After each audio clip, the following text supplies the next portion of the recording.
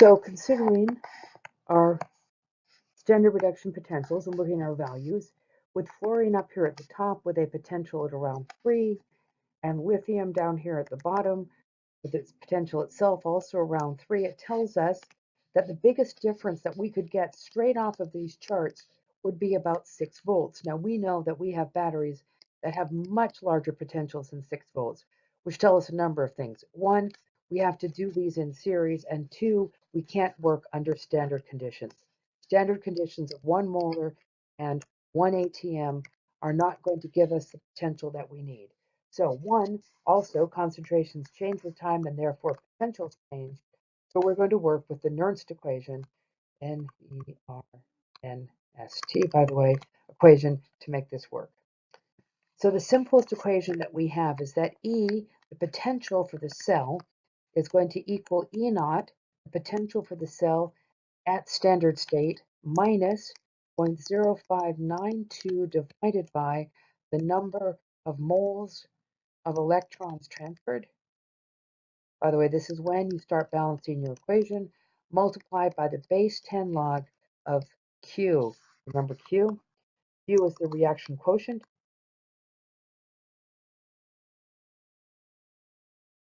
which is going to be the concentration of the products raised to their stoichiometric coefficient over the concentration of the reactants. We're going to work consistently at 25 degrees Celsius, and we get Q from our balanced reaction. So let's go back to the copper and zinc and see if we can do one. So for the reaction of copper and zinc that we just did, by the way, remember that E naught for this reaction here, or for E naught for the cell, was 1.10 volts.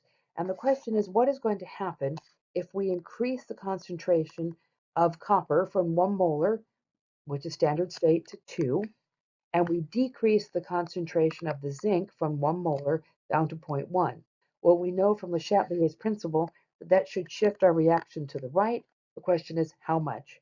So let's use the Nernst equation. E is equal to E naught minus 0.0592 over the number of moles of electrons transferred.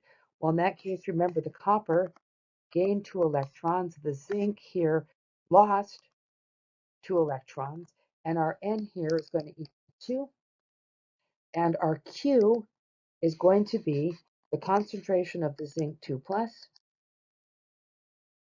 divided by the concentration of the copper 2 plus.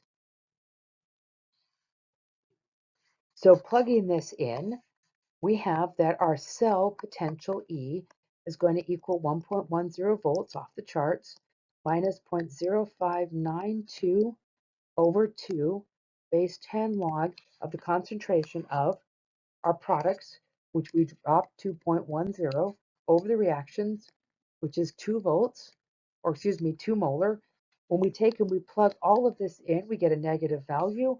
When we subtract it, we're going to get positive, and this is going to end up being positive 0.039 volts, and our E will equal 1.10 plus 0.039 for a total of 1.14 volts, which tells us that even when you change the concentrations quite a bit, you do not change the cell potential as much as you would like.